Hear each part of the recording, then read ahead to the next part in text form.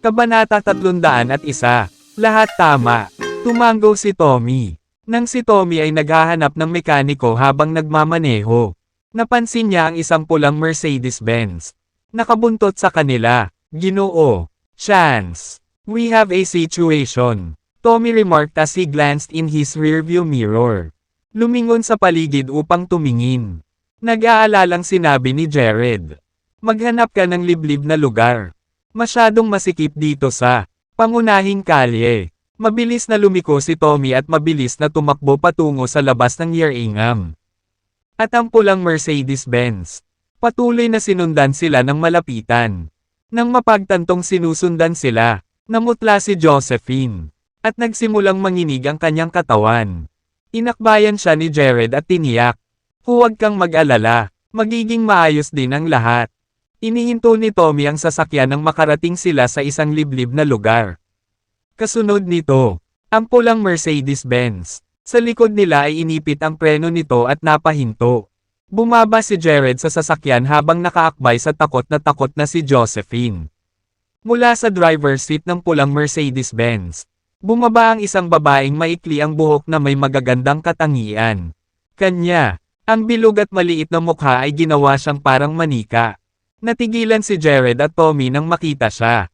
Dahil hindi naman siya mukhang assassin. Hawak ang isang wrench sa kanyang kamay. Napatitig siya kina Jared at Tommy nang may takot. Sino ka? Hayaan mo ang pinsan ko. O tatawag ako ng pulis. Marahas na nanginginig ang kamay ng dalaga habang itinutok ang wrench sa direksyon ni Jared. Gulat na gulat, napalingon sina Jared at Tommy kay Josephine. Napuno ng luha ang mga mata. Siya ay gayon. Nababalot ng emosyon na halos hindi na siya makapagsalita. Frida, tumangkad ka na kaya hindi kita nakilala. Tumakbo si Josephine papunta sa dalaga at niyakap ito. Natarante sa reaksyon ni Josephine. Tumingin si Frida kay Jared bago ibinalik ang atensyon kay Josephine.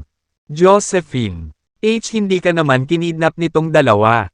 Tanong ni Frida. Inagaw. Napatulala si Josephine. Then, bursting into laughter, she said, anong pinagsasabi mo? Tungkol sa, kaibigan ko sila, ipakilala ko sila sa iyo. Hinawakan niya ang kamay ni Frida at dinala siya kay Jared. Ito ang aking pinsan. Frida Shaw. Frida, ito si Jared. Chance at Tommy Lewis. Ikinagagalak kong makilala ka. Inabot ni Jared ang kamay niya para makipagkamay. Namumula sa kahihiyan. Nakipagkamay si Frida. Sorry talaga na pagkamalan kita, mga kriminal. Napansin pala ni Frida ang nakakatakot na ekspresyon sa mukha ni Josephine nang kasama niya si Jared. Arms kanina sa sasakyan at dahil nasira ang sasakyan nila sa likod. Hindi niya maiwasan. Ipagpalagay na si Josephine ay kinidnap. Kaya naman, tumawag siya ng pulis habang sinusundan ang kanilang sasakyan. Gayunpaman, napagtanto niya ngayon na ito ay wala. Ngunit isang hindi pagkakaunawaan. Salamat sa Diyos na ayos namin iyon. Binigyan mo ako ng takot. Akala namin body ka rin. Tuwang-tuwa na sagot ni Josephine. Josephine, anong nangyari sa kotse mo? Anong ginagawa mo sa Yerringham? Curious na tanong ni Frida. Nandito tayo para bumili ng mga halamang gamot. Kung tungkol sa kotse, ito ay isang mahabang kwento. Sa susunod ko na sasabihin sa'yo. Ayaw ni Josephine na masyadong malaman ni Frida. Dahil malalagay lamang ito sa panganib sa kanya. Kung ganoon, sumakay na tayo sa kotse ko. Papunta na akong mag-lunch kasama ang kapatid ko. Siguradong magiging siya. Tuwang-tuwa kung alam niyang nandito ka. Hindi na nagtanong pa si Frida habang diretsyong hinayla si Josephine papunta sa kanyang sasakyan. Nang makita iyon, inutusan ni Jared si Tommy. Ayusin mo ang sasakyan. Mananatili kaming magkausap sa telepono. Matapos tumango bilang pagsang-ayon. Umalis si Tommy sa kotse. Si Jared naman. Sinundan niya si Josephine papasok. Sasakyan ni Frida at umupo sa likod. Walang tigil ang pag-uusap nina Josephine at Frida. Dahil ilang taon na silang hindi nagkikita. Josephine, anong kumpanya ang pagmamay-ari ng boyfriend mo? Tanong ni Frida. Hindi ko siya boyfriend. Umiling si Josephine. Cut the crap. Nakita ko ito ng sarili kong mga mata. Kung hindi mo siya boyfriend, uupo ka ba sa kanya at hayaan mong yakapin kanya? Nakalusot ka ba ng hindi nalalaman ng papa mo? Napangiti si Frida kay Josephine. Hindi. Alam ng tatay ko na nandito tayo sa Yerringham. Sabay paliwanag ni Josephine. Nag-aalala siya na baka isipin ni Frida na tatakas siya at tawagan si William. Hoy! Guwapo! Anong kumpanya ang pagmamay-ari mo? Since Josephine has the hots for you, you must really be isang bagay. Ha? Pilyong tanong ni Frida kay Jared. Hindi na siya natatakot sa kanya. Ngumiti si Jared ng patago. Wala akong pag-aari. Ako ay walang trabaho at umaasa sa iyong pinsan para sa mga gastusin sa pamumuhay. Sa katunayan, binilhan niya ako ng mga damit na ito. Tunay ngang si Josephine ang bumili ng suot na suot niya. Isang lalaking iniingatan. Naglabas si Frida ng isang Freudian slip. Frida, itigil mo na ang pagbubuga ng kalokohan.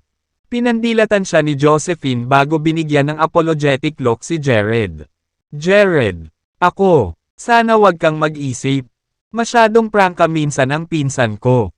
Ngumiti lang si Jared. Mabuti. Gusto ko ang mga taong ganyan. Walang kwenta ang pagkagusto mo sa akin. Malapit na akong maging kamag-anak. Pang-asar ni Frida.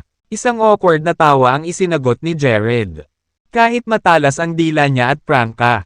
Character. Medyo kahawig niya si Josephine. Maya-maya pa ay nakarating na silang tatlo sa isang restaurant. Pagkatapos ay parada ang sasakyan. Pinangunahan ni Frida sina Jared at Josephine. Sa loob, nakaupo sa isang mesa sa tabi ng sulok. Isang babaeng may mahabang kulot na buhok ang matamang nakatingin sa kanyang telepono. Sa isang pares, ng sunglasses na nakasabit sa harap ng kanyang dibdib. Ipinalabas niya ang alindog ng isang career woman. Lumapit si Frida sa kanya at tuwang-tuwa na napabulalas. Yes, tingnan mo kung sino ang nandito. Natigilan ang ginang ng tumangala siya. Nagsimula si Josephine. Yasman, nakikilala mo ba ako? Josephine. Mabilis na tumayo si Yasman. Ano ang nagdala sa iyo dito? Dali, umupo ka na. Nandito kami ng mga kaibigan ko para bumili ng mga halamang gamot. Sabi ni Josephine habang naupo sa tabi ni Yasman. Noon lang napansin ni Yasman ang presensya ni Jared. Pagkatapos suriin siya, binigyan niya ito ng bahagyang tango at inabot ang kamay niya. Ako si Yasman Shaw, pinsan ni Josephine. Si Jared Chance, kaibigan ni Josephine. Kinamayan ni Jared si Yasman bilang ganti. Pagkaupo nila, ngumisi si Yasman kay Josephine at mahinang nagtanong. Josephine, sino siya? Mukha siyang matalas talaga. Magaling. Ikaw. Oo, huwag ka nang magtanong. Siya ay hinailan ni Frida si Yasman sa isang tabi at bumulong ng ilang salita sa kanyang tainga. Halatang dumilim ang mukha ni Yasman pagkatapos noon. Sa katunayan, ang paraan ng pagtingin niya kay Jared ay nagbago ng husto. Josephine, mag-ingat ka sa pagpili ng boyfriend. Kaakit-akit ka, sigurado akong marami ka. Mga manliligaw, bata ka pa, kaya kailangan mong iwasan ang mga taong maghahangad na linlangan ka. Oh, kung hindi, huli na ang lahat para sa pagsisisi kapag ikinasal ka na. Kahit si Josephine ang kausap ni Yasman. Malinaw na nakatutok ang mga salita nito kay Jared. Yasman, mali ang pagkakaintindi mo. Actually, hindi na kailangang magpaliwanag. Alam ko ang lahat. I was once your age. Putol ni Yasman. Bumaling siya kay Jared at ninishin. Ano ang dahilan mo kung bakit ka walang trabaho? Nasiyahan ka ba sa pagiging isang lalaking iniingatan? Nang mapagtantong sinusundo siya ni Yasman. Tumingin si Jared nang walang magawa at hindi alam ang isasagot. Kanya, Yasman, sinong Kepman? Umiiral pa ba ang pinananatiling tao sa lipunang ito? Sa sandaling iyon, pumasok ang isang gwapong lalaki na may taas na 1.8 meters. Zik, nandito ka na rin sa wakas. Bakit palagi kang late? Wika ni Frida sa pipong boses nang makita ang lalaki. Na-hold up ako sa isang business meeting. As usual, it will be my treat to make up for it. Kaya please, sige. And order whatever you want. Nakangiting sagot ni Zeke habang sinusuri si Josephine. This is my cousin, Josephine. And this is her boyfriend, Jared. Pakilala ni Frida sa kanilang dalawa kay Zeke. Hi, ako si Zeke Griffin, boyfriend ni Yasman. Inabot ni Zeke ang kamay sa kanilang dalawa. Samantala, iniwan ni Frida ang kanyang upuan para makaupo si Zeke kay Yasman. Ano ang kachat mo para pag-usapan pa ang paksa ng isang pinananatiling lalaki? Tanong ni Zeke kay Yasman pagkatapos mag-ayos. Pababa, casual remark lang iyon. Ang aking pinsan, na anak ng pinakamayamang tao sa Horrington, ay nakahanap ng isang loafer para sa isang kasintahan. Bumili pa siya ng damit niya. Kung hindi ito ang definisyon ng isang iniingatang tao. Ano? Napabuntong hininga si Yasman sa pagkabigo. Ngumisi si Jared. Kahit maganda ang intensyon ng mga komento ni Yasman sa account ni Josephine. Siya, ang walang humpay na pag-atake ay nagpagalit sa kanya. Naramdaman ang pagbabago ng mood ni Jared. Sinabi ni Zeke kay Yasman. Not necessarily. Hindi mahalaga kung sila nanggaling sa iba't ibang background. Sa katunayan, si Jared ay parang isang taong may kaya sa akin. Basta siya, magsumikap, makakamit din niya ang tagumpay. Hindi natin dapat tingnan ang iba.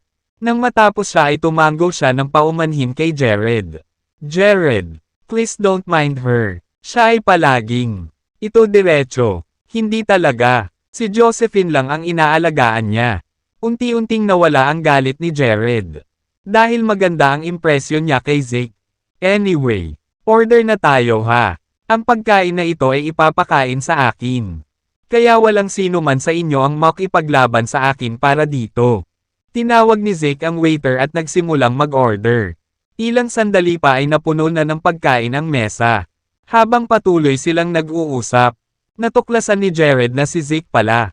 Isang taong down-to-earth sa kabila ng kanyang mahalagang katayuan. Ang kanyang pamilya ay nagmamay-ari ng Golden Birch Herbs. Na, sobrang sikat. Ang Golden Birch Herbs ay kabilang sa nangungunang tatlong mangangalakal ng damo mula sa 18 sa Yerringham. Ang kanilang negosyo, umikot sa pagkolekta at pagbebenta ng mga halamang gamot. At sila ay makatwirang maimpluwensyahan sa lungsod. Nakita ni Jared na si Zeke ay hindi lang isang spoiled na rich kid nang obserbahan niya kung paano kumilos ang huli. Kanyang sarili, Jared, nandito ba kayo sa Yerringham para bumisita sa isang kamag-anak o tumingin lang sa paligid? Tanong ni Zeke, dahil posibleng maging magkamag-anak sila. Magandang ideya na makilala nila ang isa't isa. Mas mabuti, narito ako para bumili ng ilang halamang gamot. Matapat na sagot ni Jared. Ang galing. Sabihan mo lang ako kung ano ang kailangan mo. Mayroon kaming lahat ng uri ng halamang gamot sa Golden Birch Herbs. At ang kalidad ng aming produkto ay garantisadong. Dahil halos pamilya na tayo. Ibibigay ko sa iyo ang pinakamagandang presyo. Maaari. Sa totoo lang. Ito ay isang magandang kumikitang industriya na mapasukan. Hindi naintindihan ni Zeke ang intensyon ni Jared sa pag-aakalang may plano siyang magsimula ng negosyong nagbebenta ng mga halamang gamot. Hindi iyon ang sinusubukan kong gawin. Binili ko ang mga ito para sa aking personal na paggamit. Naghahanap ako ng ginseng roots at reishi mushroom na hindi bababa sa 1 siglo ang edad. Kung mayroon kang anuman na 1,000 taong gulang, iyon ay tiyak na hindi ka panipaniwala. Casual na sabi ni Jared sabay ngiti. Natigilan si Zeke, habang si Yasman naman ay nanunuya. Galit ka ba? Alam mo ba kung magkano ang halaga nila? Lalo na ang mga 1,000 taong gulang na ginseng. Ang presyo ay napakataas na walang paraan na magagawa mo kailanman. Kayang bayaran ito. Nanatiling tahimik si Jared. Dahil hindi niya nakikita ang pangangailangang magpaliwanag. Matapos mabawi ang kanyang katinoan. Sumagot si Zeke sa isang solemn na tono. Jared, naiintindihan ko ang iyong ambisyon. Ngunit ano, humihingi ka ng gastos ng 1 braso at 1 binti. Sa kabila ng pagiging mayaman ng pamilya Sullivan. Kahit na sila, hindi mo makuha ang gusto mo. At kung hindi mo alam kung paano hatulan ang pagiging tunay ng produkto, Baka madaya ka sa lahat ng mayroon ka. Zeke, pinahahalagahan ko ang payo. Ngunit alam ko kung ano ang ginagawa ko. Sabi ni Jared. Habang tila nakapagdesisyon na si Jared. Hindi na siya sinubukang pigilan pa ni Zeke. Sa halip, siya, alok, Jared, dahil kara-rating mo lang sa Yeringam. Dapat kang magpahinga. Bukas, punta ka, Golden Birch Herbs at ipapakita ko sa iyo ang paligid. Kapag nasa tabi mo ako, walang magtatangkang lokohin ka. Bakit kailangan mo siyang samahan? Hindi ka pa ba masyadong busy? Siya ay sobrang ambisyosa at walang kakayahan. Alam ba niya kung paano makilala ang 100 taong gulang na ginseng? Lalong lumakas ang paghamak ni Yasmin kay Jared. Sige, ngayon na. Dahil napakalayo na ng kanilang nilakbay. Tama lang na magpakita tayo sa kanila. Sagot ni Zeke, may kasamang ngiti. Sige kung mapilit ka, pero hindi ako libre. Kailangan ko pang magtrabaho. Kumunat ang noo ni Yasmin kay Zeke. Josephine, gusto mo, mas mabuting mag-ingat at hindi basta-basta maluwag ang iyong pitaka dahil lang sa may humiling sa iyo. Naiintindihan ko, Yasmin. Tumango si Josephine.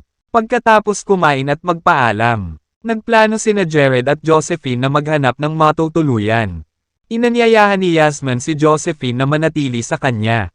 Ngunit tinanggihan siya ni Josephine sa account ni Jared. Sa sandaling lumabas sila ng restaurant, si Tommy ay nagmaneho sa kanyang kotse pagkatapos itong ayusin. This is my friend Tommy Lewis. Pakilala ni Jared kay Tommy kay Zeke. Hello, ako si Zeke. Nakipagkamay si Zeke kay Tommy. Jared, narinig ko na ang underground king ng Horrington ay pinangalan ng Tommy Lewis at tinatawag siyang Mr. Lewis. Siya ay kilala na lubhang makapangyarihan sa Horrington at may daan-daang lalaking nasa ilalim niya.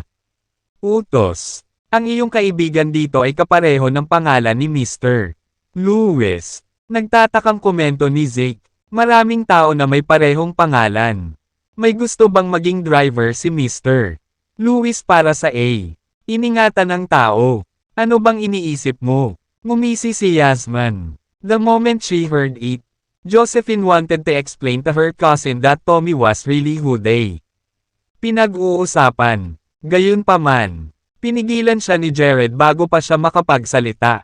With an awkward chuckle, he replied, sila, magkaparehas lang ng pangalan. Yun lang. Ayaw niyang mabunyag ang pagkakakilanlan ni Tommy sa takot na makaakit ng hindi kinakailangang atensyon sa kanila.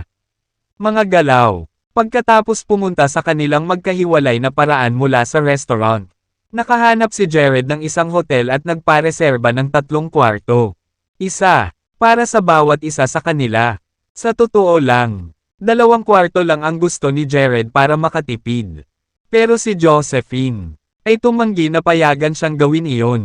Dahil naglakbay buong araw at hinahabol ng mga asasin ng pamilya Whittaker. Mabilis silang nahulog. Nakatulog dahil sa pagod. Samantala, sa tirahan ng Whittaker, si Kane ay napuno ng pagkabalisa. Mahigit kalahating araw na ang lumipas. At wala siyang narinig na sagot mula sa kanyang mga tauhan.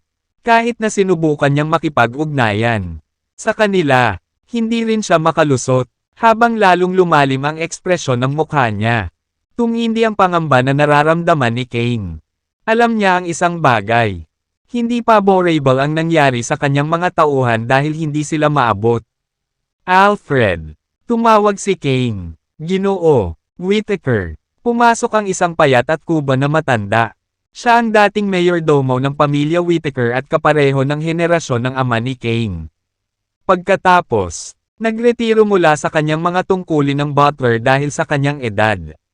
Nagpatuloy siya sa pananatili sa pamilyang Whittaker. Tulad nila, tinatrato siya bilang sarili nila. Noon, ang pamilyang Whittaker ay sinalakay at napapaligiran ng daan-daang kanilang mga kaaway. Sa huling sandali, nagawang iligtas sila ni Alfred sa pamamagitan ng pagtalo sa kanilang mga kaaway ng mag-isa. Mula noon, naging bahagi na ng pamilya Whittaker si Alfred. Alfred, magsama ka ng ilang lalaki sa Yeringam.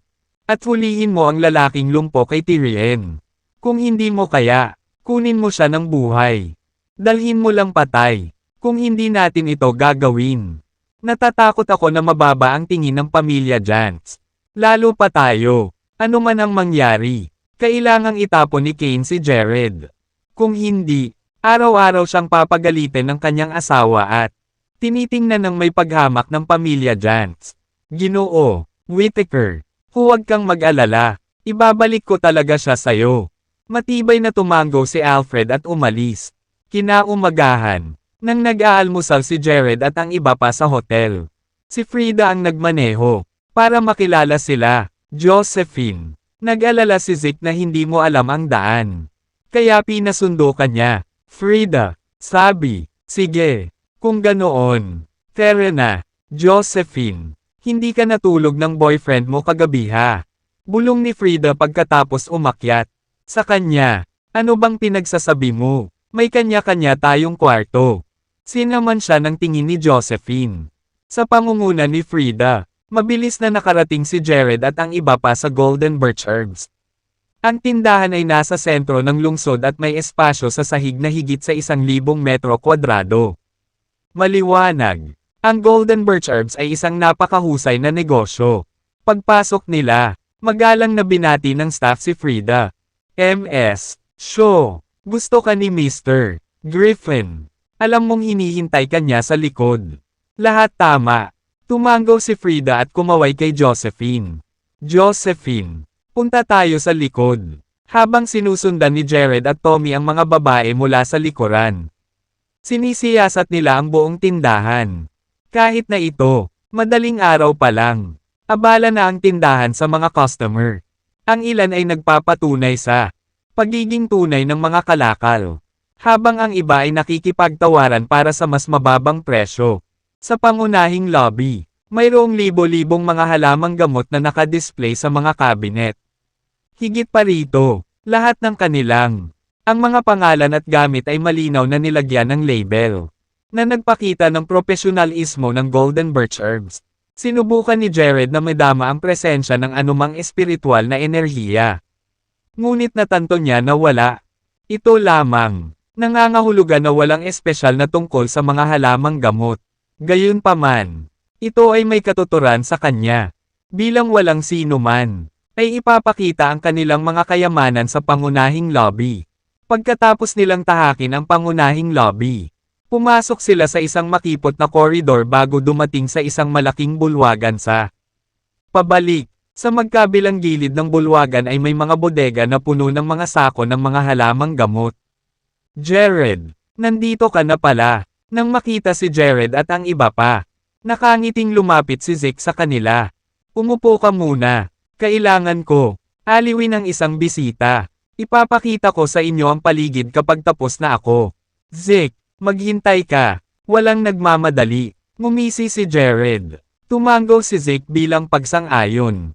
Mga lalaki, dalhan sila ng kape. Matapos masiguradong asikasuhin si Jared at ang iba pa, bumalik si Zeke sa kanyang bisita. Sa sandaling ito, ang lalaking nasa katanghaliang gulang ay nakaupo sa isang parisukat na mesa sa gitna mismo ng bulwagan. Dumating si Zeke at kumuha ng Umupo sa tapat niya, sa isang katanji tanging kahoy na kahon na inilagay sa gitna ng mesa. Pareho silang tila pakikipagnegosasyon sa isang deal. Umupo si Jared, humigop ng kanyang kape, at pinanood sila dahil sa inip. Ginoo, Griffin, ang mayroon ako dito ay isang ginseng na mahigit 1 siglo na ang edad. Maaari mong sabihin kung ano ang isang mahusay. Espesimen ito ay sa pamamagitan ng hugis at pagkakayari nito. Kaya, iaalok ko ito sa iyo para sa 20 milyon. Na isang pagnanakaw. Kung hindi mo kunin, I'll offer it to Trinity Herbs instead. Sigurado akong bibilihin nila ako para doon. Presyo. Biglang tumaas ang boses ng medyo may edad na habang kausap si Zeke. Dahil sa lakas ng pagsasalita ng lalaki ay bigla niyang naagaw ang atensyon ni Jared. Ginoo, Drake, I'm sure may space pa para sa negotiation. Ang ginseng na ito ay talagang isang kalidad na espesimen. Ngunit, masyadong mahal ang 20 milyon para sa akin. Bakit hindi mo ibaba ang iyong hinihinging presyo? At babayaran kita ng tama. Away. Nakangiting mungkahi ni Zeke. 20 milyon. Tanggapin mo o iwan mo. Nang magsalita ang medyo may edad na. Tumayo siya bitbit ang kahon at naghanda ng umalis. Ginoo, Drake, huminahon ka, huminahon ka. Kukunin ko ito. Kukunin ito ng Golden Birch Herbs dahil lang sa pagpapahalaga namin sa iyo. Pagkakaibigan. Matapos pigilan ang medyo may edad na lalaki. Kinuha ni Zeke ang kanyang telepono. Ililipat ko agad ang pera sa iyo. Kung mayroon ka pa ring iba pang mahuhusay na specimen, mangyaring dalhin ang mga ito sa Golden Birch Herbs. Magbabayad talaga ako. Magandang presyo para dito. Hahaha. Ang sabi. Ang sabi. Tuwang-tuwa ang tawa ng nasa katanghaliang gulang. Zeke, wait. Nang magbabayad na si Zeke ay biglang lumapit si Jared sa kanya at pinigilan siya. Jared, anong problema? Curious na tanong ni Zeke. Mister, maaari mo bang hayaang tingnan ko ang ginseng na iyon? Hiling ni Jared. Imbes na sumagot ay binigyan ng medyo may edad na lalaki si Zeke ng matanong na tingin. Nako, mabuti siyang kaibigan ko, sabay paliwanag ni Zeke. Sa pagtingin kay Jared, ang nasa katanghaliang gulang na lalaki ay nag-aalalang nagtanong. Mister, sinuri na ni Griffin ang ginseng ko. Ay, may problema ba? Sinala ko ito ay isang pekeng. Nakangiting sagot ni Jared. Para bang na-nerve si Jared. Sumabog ang nasa katanghaliang gulang. Anong sabi mo? How dare you accuse ang aking ginseng ng pagiging isang pekeng? Paano mo masasabi ito nang hindi tumitingin? Si Mr. Griffin mismo ay mayroon. Sinuri ang produkto. Kaya paanong hindi ito magiging tunay? Kung naghahanap ka ng gulo, hayaan mo akong sabihin sa iyo iyon. Hindi ako isang taong dapat pagtripan. Nakangiting sinubukang pakalmayan ni Zeke ang sitwasyon. Ginoo, Drake, huminahon ka. Gusto lang ng kaibigan ko dito. Biro, matapos mapapanatag ang nasa katanghaliang gulang na lalaki. Bahagyang kumunat ang noo ni Zeke kay Jared. Jared, meron ako. Sinuri ito at walang nakitang problema. At saka, paano mo malalaman na peke iyon nang hindi man lang tinitingnan? Talagang peke ang ginseng na ito. Kung hindi ka naniniwala, maaari namin itong masuri, kung hindi siya maglakas loob na buksan. Ang kahon. Nagsisilbi lamang itong patunayan na tama ako. Malamig na tinitigan ni Jared ang nasa katanghaliang gulang na lalaki, na nagpalamig sa kanyang gulugod. Sige, bubuksan ko na. Anong gagawin mo kung totoo? Naglakas loob ang nasa katanghaliang gulang na lalaki na tanggapin ang hamon ni Jared. Gayunpaman, hindi siya naglakas loob. Tingnan mo si Jared sa mata. Kung totoo, babayaran kita ng 10 milyon. Confident na deklara ni Jared. Sa sandaling iyon, dumating sina Josephine at Frida. Parehong hindi inaasahan ng dalawa na si Jared ang tataya. Laban sa isang tao. Samantala, nanatili sa kanyang upuan si Tommy. Umiinom ng kape na may ngiti sa labi. Alam niya na nasa katanghaliang gulang na lalaki ang kanyang sarili sa gulo. Nang makita niya kung gaano ka-confident si Jared, nagsimulang magpanik ang middle-aged na lalaki at tumingin kay Zeke. Ginoo, Drake, dahil gusto ni Jared na tingnan. Bakit hindi mo nalang hayaan na masatisfy ang curiosity niya? Kung gagawin mo ito, tataasan ko ang presyong handa kong bayaran sa iyo. Nang masuri ito mismo, hindi naghinala si Zeke na ang ginseng ay hindi authentic. Pero dahil nagkaroon si Jared, giit, nagpasya siyang pagbigyan ng kahilingan ni Jared. Sige, dahil sinabi mo na, hahayaan kong makita niya ito at ikulong siya. The middle-aged man said through. Nakadikit ng ngipin. Nang mabuksan ang kahon, nakita nila ang isang piraso ng mahaba at makapal na ginseng na nakalagay dito. Tingnan kung gaano kahose ang ginseng. Kahit sa year-ingam, ito ay itinuturing na napakabihirang. Nginitian ng medyo may edad na si Jared. Ngayong natalo ka, nasaan na ang 10 milyon ko? Sa katunayan, ikaw, huwag kang ang magmukhang may ganyang pera. Hindi pinansin ang komento ng lalaki. Inabot ni Jared ang ginseng. Hoy, anong ginagawa mo? Sa matinding pagbabago ng ekspresyon, Sinubukan ng nasa katanghaliang gulang na lalaki na pigilan si Jared. Ngunit huli na ang lahat. Jared, hawak na niya ang ginseng sa kamay niya. Pagkakuha nito, sinubukan niyang basagin ito sa pamamagitan ng puwersa. Jared, anong ginagawa mo? Nagdilim ang ekspresyon ni Zeke. Dahil alam niyang nasa perpektong kondisyon ang halaga ng isang ginseng. Anumang pinsala, sa ito ay makabuluhang bawasan ang halaga nito. Sa makatuwid, ang pagsira nito ay magiging walang halaga. Basag. Sa sandaling magsalita si Zeke, nahati na ni Jared ang ginseng sa dalawa. Pumikit si Zeke, nararamdaman niya ang galit na namumuo sa loob niya. Dahil natalo siya ng 20 milyon sa isang kisap mata. Nang isang mata, gulat na tinitigan ni na Josephine at Frida si Jared. Hindi alam kung ano ang ginagawa niya. Ang nasa katanghaliang gulang na lalaki. Gayunpaman, ay namutla. Paglingon niya, sinubukan niyang tumakas at hindi niya gusto ang kanyang pera. Ngayon pa, sinusubukan mo bang tumakas? Sa tingin mo kaya mo talaga? Bahagyang ngumiti si Jared. Nang sinubukang tumakbo ng nasa katanghaliang gulang na lalaki. Tumayo si Tommy at sinipa ang lalaki pabalik. Sa lugar, anong nangyayari? Natarante si Zeke nang makitang sinubukang tumakbo ng medyo may edad na. Zeke, bakit hindi mo tingnan kung totoo ang ginseng? Inabot ni Jared kay Zeke. Pagkatanggap nito ay saglit na natigilan si Zeke nang makita ang bahaging nabasag. Bigla na lang siya, puno ng galit. Damn it, how dare you try to swindle me? Siguradong may death wish ka. Lumapit si Zeke sa lalaki at sinipa ang tiyan nito. Sumigaw siya, mga lalaki, ilabas mo siya at turuan masakit na aral. Di nagtagal, ang lalaki ay inakay palayo. At ang mga sigaw ng paghihirap ay sumunod. Jared, na-appreciate ko ang ginawa mo ngayon. Kung hindi dahil sa iyo, kami ay dumanas ng isang kakilakilabot na pagkawala. Hindi isyo ang pagkalugi sa pananalapi. It's the reputational loss that would be humiliating for me. Pagdaing ni Zeke, normal lang ang magkamali. It happens to the best of us.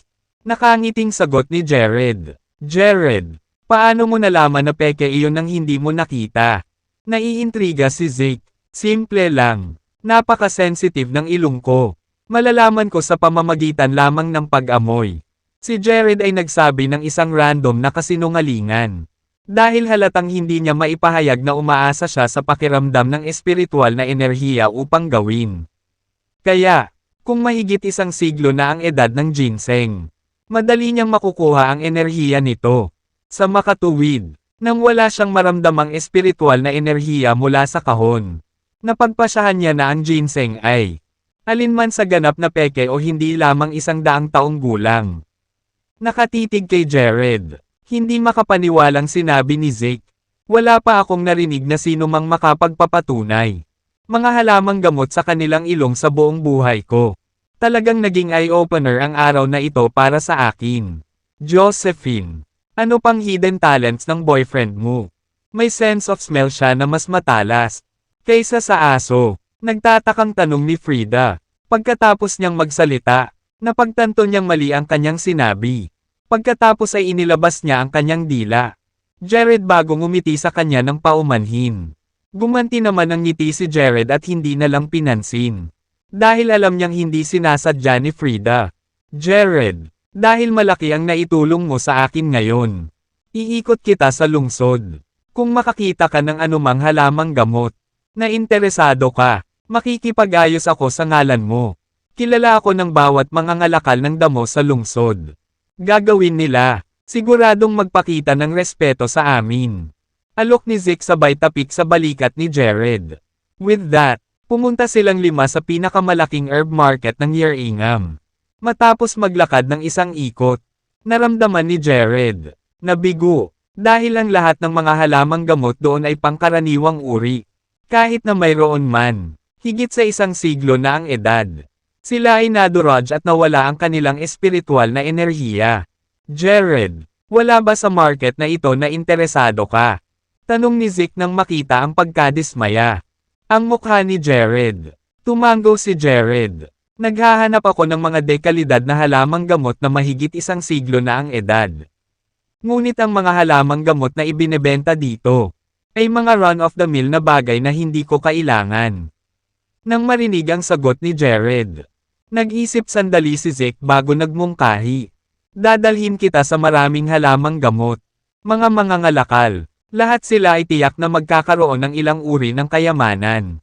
Gayunpaman, kung handa silang magbenta ay ibang usapan, dahil sa ang katunayan na sila ay pag-alit na mga katunggali sa negosyo. Si Zeke ay bihirang tumangkilik sa ibang mga mangangalakal ng damo. Kung tutuusin, natural silang mag-iingat sa kanyang mga motibo at mag-aalangan na ipakita sa kanila ang kanilang mahalagang mga kayamanan. Gayunpaman, dahil malaking pabor ang ginawa sa kanya ni Jared, wala siyang ibang pagpipilian kundi ang magpakababa at lumapit sa kanya. Mga karibal sa negosyo, salamat, Zeke. Ipinahayag ni Jared ang kanyang pasasalamat. Huwag kang estranghero, pamilya naman kami. Halika, alis na tayo. Sa pamamagitan nito, dinala ni Zeke si Jared sa pinakamalaking mangangalakal ng damo ng Yerringham. Ang Trinity Herbs. Ang tindahan ng Trinity Herbs ay nakahilata sa libo-libong metro kwadrado. Mukhang mas abala ito kaysa sa Golden Birch Herbs. Ibinigay ang karamihan ng tao sa pasukan. Jared, ang Trinity Herbs ay puno ng maraming halamang gamot na mahigit 1 siglo na ang edad. Sa totoo lang, narinig ko pa, na mayroon silang 1,000 taong gulang na reishi mushroom sa kanilang mahalagang koleksyon. Ang kanilang reputasyon ay pinatibay ng katotohanan na sila lang sa buong lungsod ang nagdadala ng mga halamang damo ng milenyo. Zeke, paliwanag nang pumasok sila sa tindahan. Sa sandaling pumasok si Jared, naramdaman niya ang mga alon ng espiritual na enerhiya na dumadaloy mula sa loob. Sa gayon, saglit, ibinaling niya ang kanyang atensyon sa ilang bagay na pumukaw sa kanyang pagkamausisa. Zeke, ipinapakita ba ng Trinity Herbs ang kanilang mga siglong gulang na halamang gamot sa pangunahing lobby? Tanong ni Jared. Oo, sila lang ang gumagawa nito sa buong lungsod. Kinokontrol nila ang 80% ng siglo gulang. Mga halamang gamot sa mismong lungsod. Malungkot ang mukha ni Zeke habang nagsasalita. Pagkatapos ng lahat, hindi maganda ang pakiramdam na pag-usapan ang tungkol sa tagumpay ng kanyang katunggali. Nakita ko, tumango si Jared habang itinatago ang sarap na nararamdaman niya sa loob. Mukhang dito na nagtatapos ang paghahanap ko. Sa tulong ng Golden Birch Herbs, hindi ako magkakaroon ng problema sa pagkuha ng mga pambihirang halamang gamot sa hinaharap. Ginoo, Griffin, nakakagulat na makita ka rito. Ano ang nagdadala sa iyo sa aking hamak na tindahan? Sa sandaling iyon, isang kaakit-akit at may salamin na matandang lalaki ang lumapit sa kanila. Sa kabila ng kanyang laki, magaan ang kanyang mga paa. Halata sa kanyang pagmamayabang na siya ay isang skilled martial artista, ginoo, rider. Nagdala ako ng kaibigan ngayon.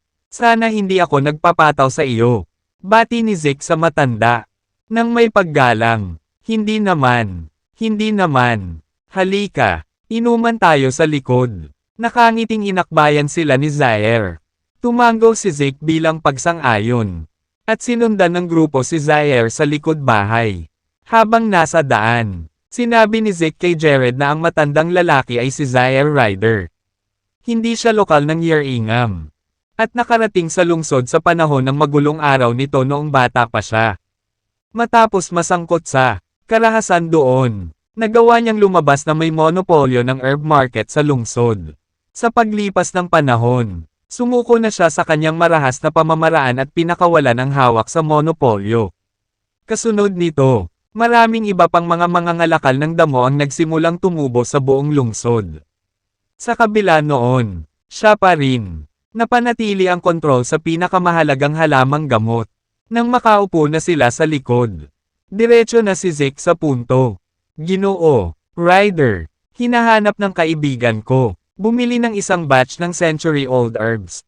Kaya dinala ko siya sa Trinity Herbs dahil ikaw ang may pinakamalaking supply ng sila. Isang batch. Nagningning ang mga mata ni Zaire.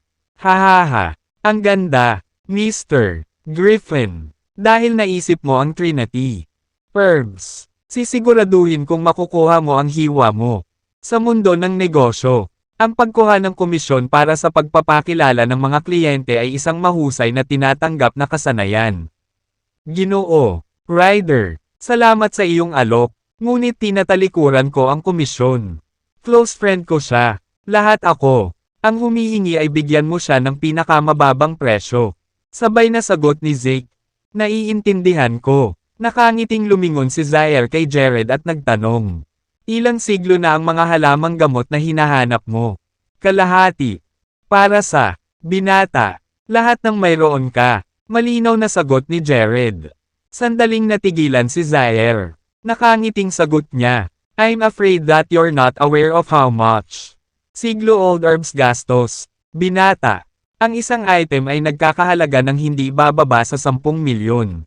Ang mga may mahusay na kalidad ay maaari tumakbo sa 10-10 milyon. Tsaka alam mo ba kung ilan sila dito?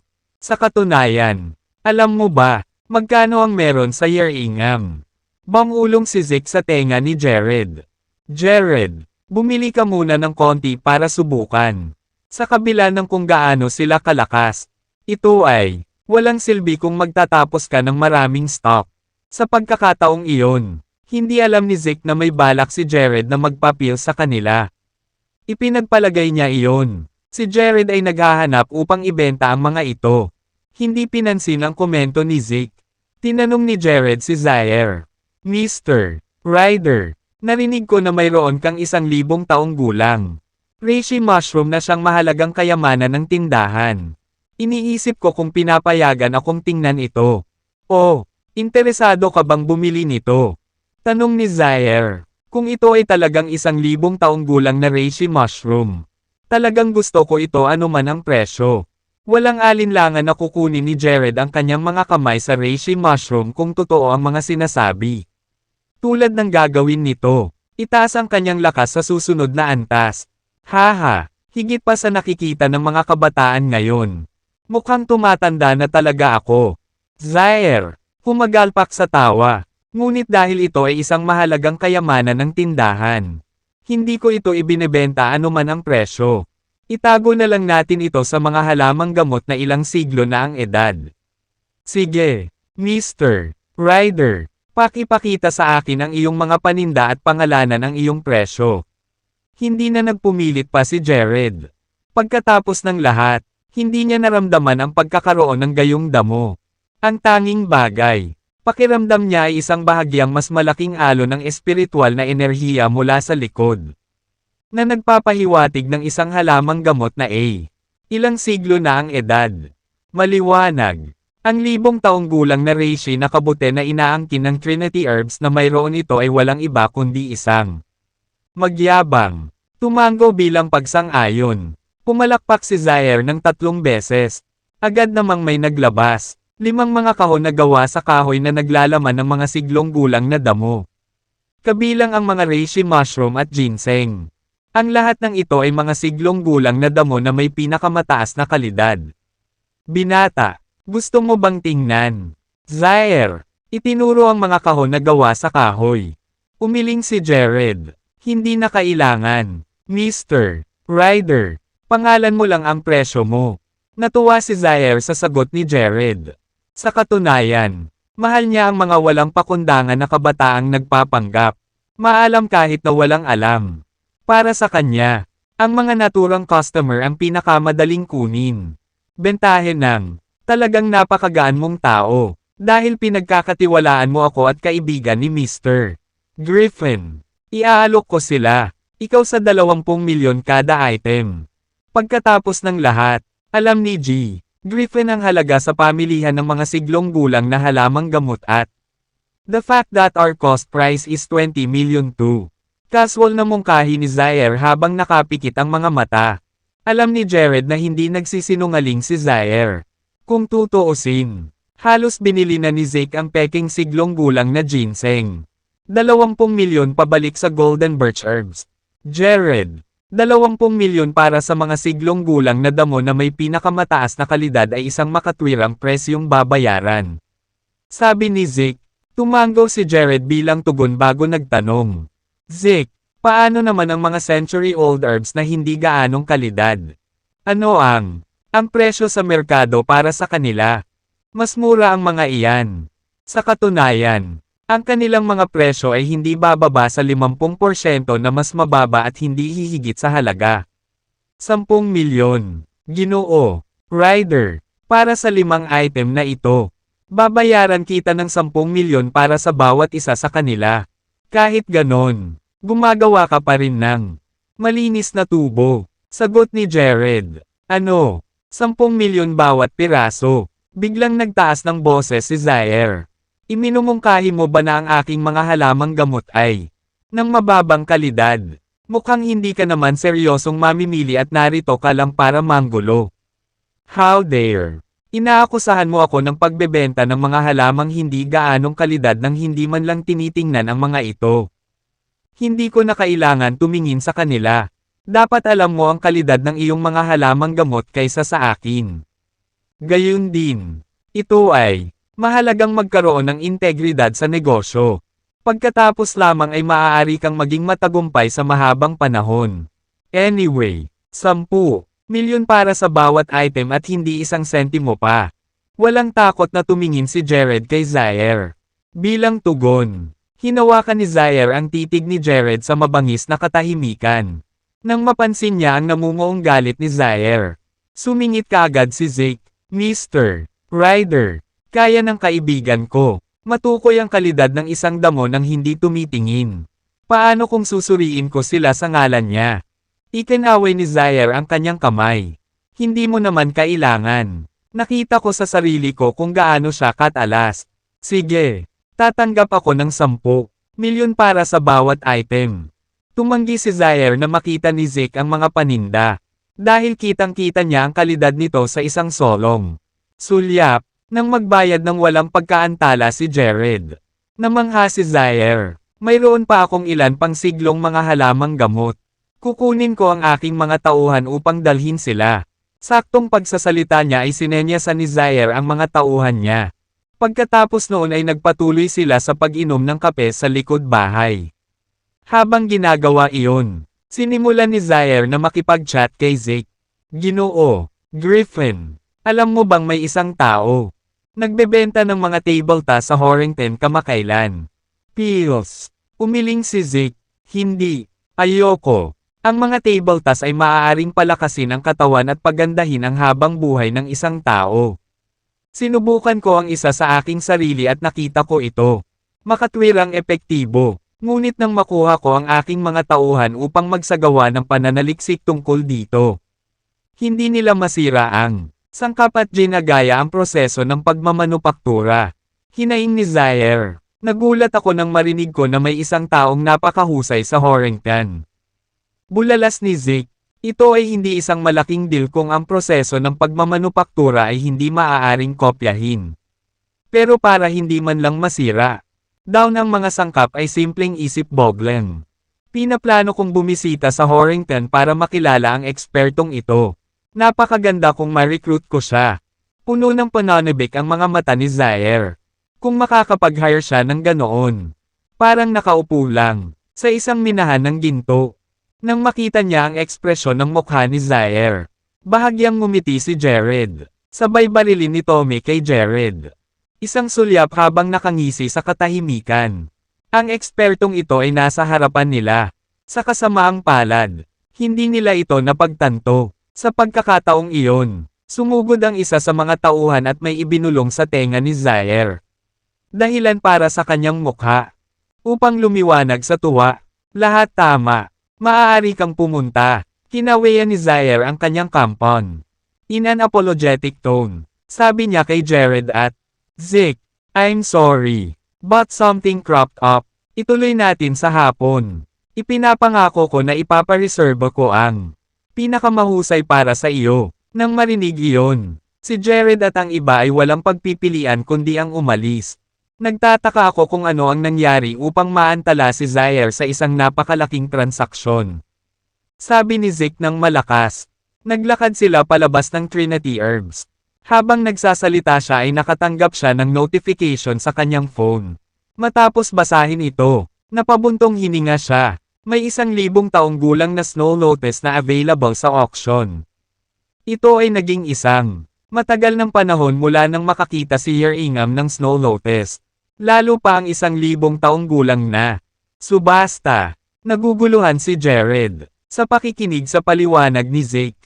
Nalaman ni Jared na may herb auction sa lungsod.